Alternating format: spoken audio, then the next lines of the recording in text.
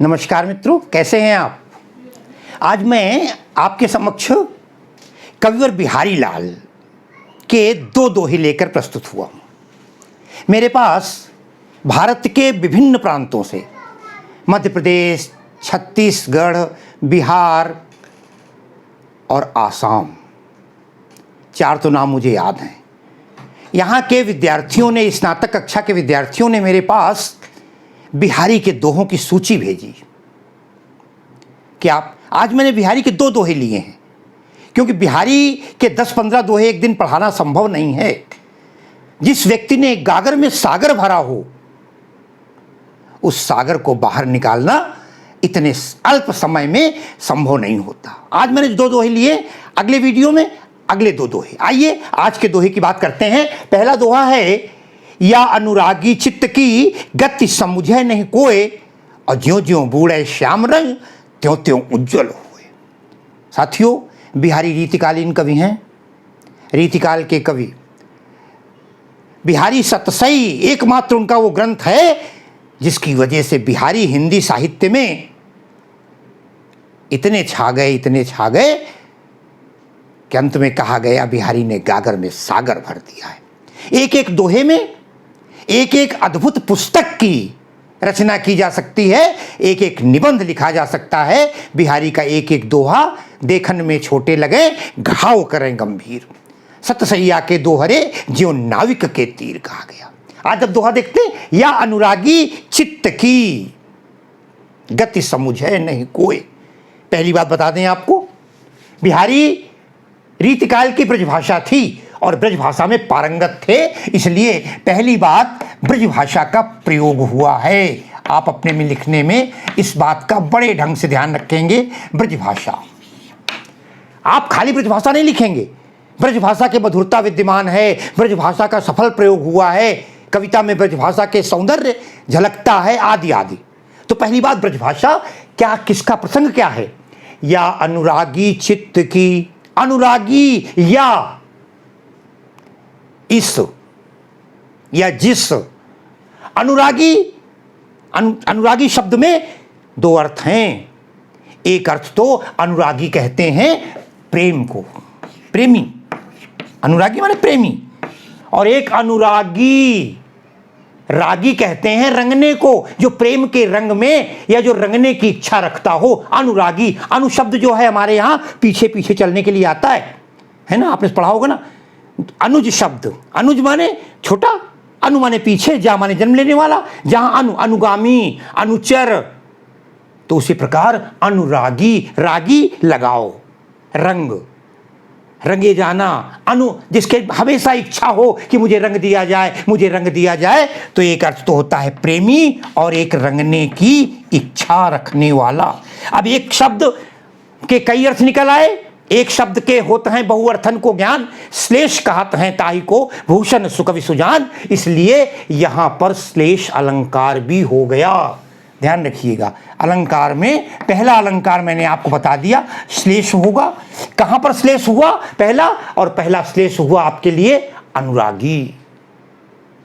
आइए, या अनुरागी चित्त की, चित्त माने मन, हृदय, कहते हैं बिहारी इस प्रेम रूपी हृदय की। अब जहां श्लेष हुआ निश्चित रूप से 2 अर्थ होंगे, देख लीजिए। या अनुरागी चित्त की, अरे इस प्रेमी, प्रेम के रंग में रंगे हुए चित्त की गति समझे नहीं कोय।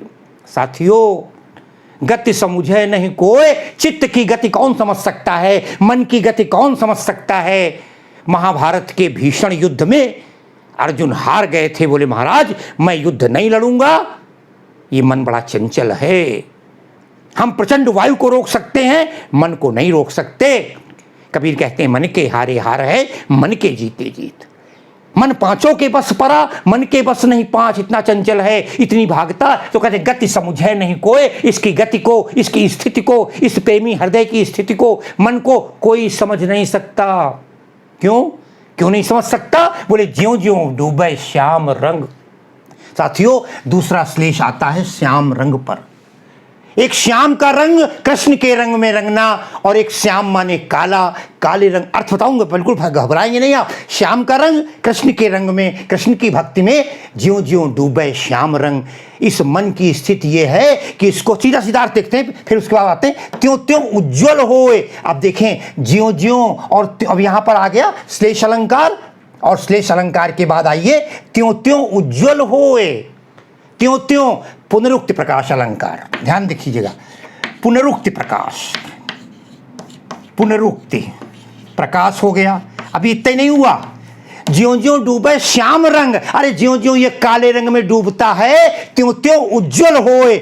अजीब बात है, डूबता काले रंग में है, आपने अपना रुमाल लिया, अपनी टॉवेल ली, कोई कपड़ा लिया और काले रंग में डुबो दिया किसी रंगरेज ने, किसी रंगने वाले ने, और निकाला तो कैसा काला हो जाएगा। मगर यहां उल्टा है, बोले ज्यों ज्यों डूबे श्याम रंग त्यों त्यों उज्जवल होए, उतना उतना सफेद होता चला जाता है। इसलिए अलंकार कौन सा हो गया? विरोधाभास। एक और अलंकार मैंने आपको बताया, विरोधाभास।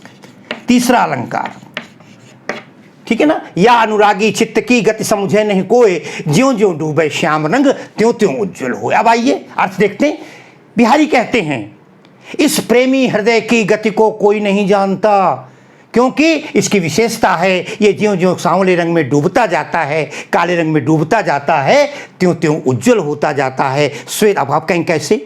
सीधा सा काले रंग में सफेद रंग, मतलब यह है कि जब जब हम कृष्ण की भक्ति रूपी रंग में रंगते जाते हैं, डूबते जाते हैं, त्यों त्यों उज्जवल होए। उज्जवल माने सफेद, निष्कलंक, निश्चरित्र, दूध के समान धुले हुए पवित्र हो जाते हैं। क्योंकि भगवान की भक्ति जहाँ होती है वहाँ सारे संसार की पीड़ाएं, दुख, तकलीफ, दर्द खत्म हो जाता है। तो कहते हैं त्यों त्यों उज्जवल होए। यही गति है मन की। मन तो हमारा जहाँ लग जाए, मन तो मेरा लग गया गोविंद माधो श्याम ने, कृष्णा कृष्णा मैं पुकारूं तेरे दर के सामने। बिहारी ने बड़ा सुंदर कह दिया। इस प्रेमी हृदय की कल्पना नहीं की जा सकती, मन की स्थिति की, मन की चाल की। अरे ये ज्यों ज्यों कृष्ण के रंग में भक्ति में डूबता जाता है त्यों त्यों श्रेष्ठ बना रही। भाई जिन लोगों ने कृष्ण की भक्ति में रंग गए, चाहे वो सूर हों, चाहे वो मीरा हों, चाहे वो रहीम हों, चाहे रसखान हों, उज्जवल हो गए। कवि उनकी कीर्ति, उनका धवल यश उनका संसार में छा गया, कालीमा छिप गई कृष्ण की भक्ति में। त्यों त्यों। आइए ब्रजभाषा बताई थी, ये अलंकार हो गए आपको। अब आइए दोहा छंद है, ध्यान रखिएगा। दोहा छंद, दोहा छंद वर्णिक छंद होता है। 13 और 11 मात्राएं होती हैं। इसमें 13 लगा लीजिएगा, इसमें 11 लगाकर चेक कर लीजिएगा, कहीं कोई दिक्कत नहीं होगी। बिहारी का दोहा है, भक्ति रस दे सकते हैं, ध्यान रखिएगा। भक्ति और श्रृंगार का अद्भुत मिलन है। भक्ति रस को देख आप बड़े आराम से भक्ति रस कह दीजिए। ये था बिहारी का दोहा। आइए दूसरे दोहे को ले लेते हैं। दूसरे दोहे में मैं केवल बता दूं आपको, ब्रजभाषा उसमें भी होगी। दूसरा दोहा देखें, दृग उर्झत टूटत कुटुंब, अरे जुरत चतुरचित प्रीति, प्रतिगांठ दुर्जन हिये दई नई यह रीति। मैं तो चाहता हूं एक दोहे में एक दोहा होना चाहिए। दृग उर्झत, साथियों ध्यान रखें, इस दोहे में पूरा श्रृंगार रस है। नंबर 1 श्रृंगार रस की पूरी पराकाष्ठा है। इतना बढ़िया श्रृंगार तो मिलेगा ही नहीं आपको। और बड़ी गजब की बात है, कहते हैं जब हम किसी से प्रेम करते हैं, दृग उर्झत, हमारे नेत्र उलझ जाते हैं। ध्यान रखिएगा, प्रेम की पहली कड़ी है नेत्र। जब हम किसी को देखते हैं तो हमारे नेत्र क्या हो जाते हैं? उलझ जाते हैं। उलझने का मतलब फिर हमारा मन और कहीं नहीं लगता। अरे रात ना सुहात प्रभात अली, जब मन लाग जात काहू निर्मोही सो। कहते हैं दृग उर्झत, नेत्र उलझ जाते हैं। ये विशेषता है। देखते ही तुझे मेरे दिल ने कहा, जिंदगी भर तुझे देखता ही रहूं। ये देखने की दृष्टि है। मगर यहाँ बिहारी ने एक अद्भुत बात कह दी। यहाँ व्यतिरेक अलंकार होगा। वो कैसे होगा मैं आपको बता देता हूँ। आप देखें, दुनिया में एक परंपरा है, इस परंपरा को तोड़ दिया गया है। जो चीज़ उलझती है वही चीज़ टूटती है ना।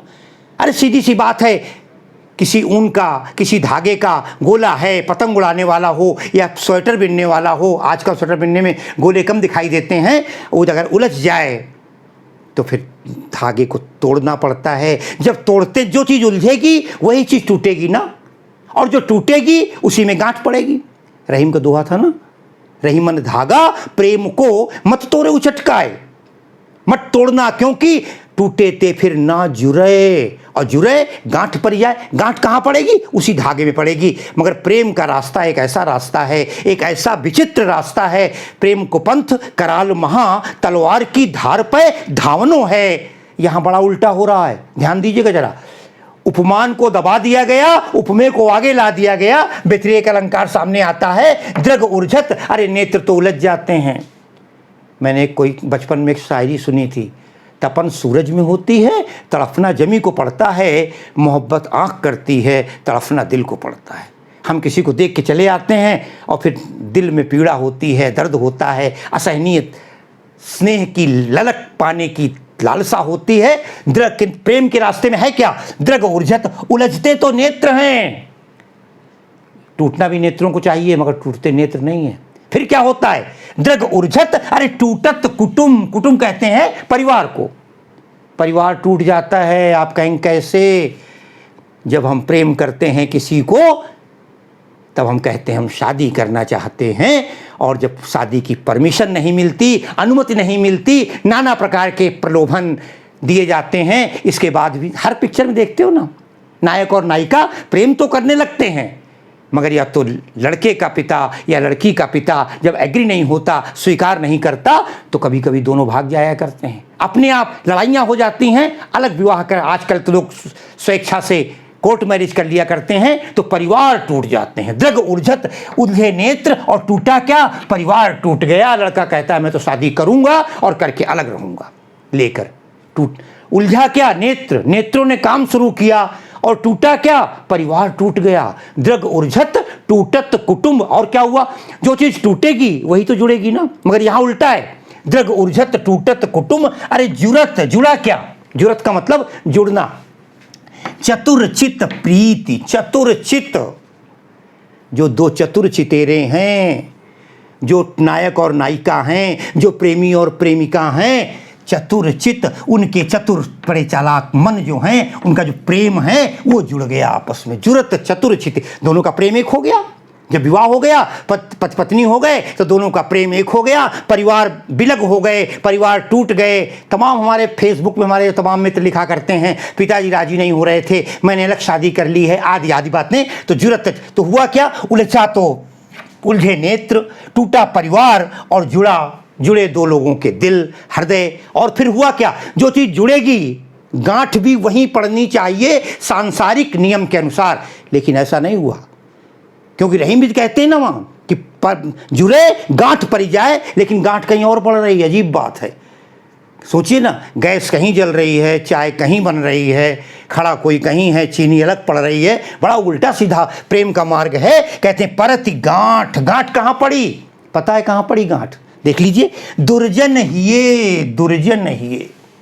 दुर्जन हिये का मतलब होता है दुष्टों के हृदय में गांठ पड़ गई। दुष्टों के हृदय मतलब क्या हुआ? वहाँ थोड़ी देर के मान लीजिए नायिका एक है, किसी महाविद्यालय की छात्रा है, उसको चाहने वाले दसियों हैं, सब चाहते हैं, लेकिन विवाह तो किसी एक से होता है ना, तो बाकी जो 9 चाहने वाले होंगे उनका क्या हुआ? अरे स्वयं नीरज जी की कविता थी, नीरज जी ने भी स्वयं यही स्थिति थी। नीरज जी ने जिससे शादी की थी, ये जिससे प्रेम किया था, शादी उससे नहीं हो पाई। तो कहते हैं परत गांठ दुर्जन हिये, जो अरे फिल्मों में देख लो ना, पिताजी चाहते हैं जो खलनायक होता है वही इतनी तरह उनको घुमा लेता है कि उसी के बेटे शादी करना चाहते हैं, और अंत में शादी होती है नायक के साथ। तो जो खलनायक हैं या जो न चाहने वाले हैं, जो चाहते हैं थे, उनको नहीं हो पाती शादी। तो परति गांठ दुर्जन हिये, दुष्ट लोगों के हृदय में गांठ पड़ जाती है। अरे भाई, जिस समय भगवान राम ने धनुष तोड़ दिया, तमाम राजा नाराज हो गए, जबरदस्ती कहने लगे, अरे ले छड़ाए सिय कह को, धरि बांधो न बालक दो, टूटे धनुष चाल नहीं सरई, अरे जीवित हम ही कुंवरी को बरई। कौन जिंदा, हमारे जिंदा रहते हुए कुंवरी को ले जा सकता है? मैं ये बवाल मच गया था। वही कहते हैं परति गांठ दुर्जन हिये, अरे दुष्टों के हृदय में गांठ पड़ जाती है। और दई नहीं हरी, दई का मतलब यहाँ दई में भी आप श्लेष ले सकते हैं। एक माने दिया और एक दई माने दैव, विधाता ने एक नई रीति, नई परंपरा बना दी। क्या है नई परंपरा? कि गांठ तो कहीं लगती है, उलझता तो कोई दूसरा है, गांठ कहीं और पड़ती है, जुड़ता कोई और है। तमाम प्रकार। ये है प्रेम का पंथ और ये है प्रेम का मार्ग जो बड़ा कठिन है, जो बड़ा कबीर ने कहा था, प्रेम न बाड़ी उपजे, अरे प्रेम न हाट बिकाए, राजा प्रजा जेहि रुचे, शीस दे ले जाए। साथियों, यहाँ व्यतिरेक है, अनुप्रास है, बढ़िया श्रृंगार रस का वर्णन था। एक अद्भुत बिहारी के दोहों में इस दोहे को माना जाता है। प्रेम का प्रसंग है, प्रेम की लीला है, प्रेम की कलाएं हैं और सुंदर ब्रजभाषा का प्रयोग हुआ है। माधुर्य गुण विद्यमान है दोनों में ही, माधुर्य गुण का आप दे सकते हैं। और इस तरीके से ये मैंने 2 दोहे आपके समक्ष प्रस्तुत किए। तैयार कीजिए। बहुत बहुत शुभकामनाओं के साथ मैं आज की अपनी इस कक्षा को विराम देता हूँ। बहुत बहुत धन्यवाद।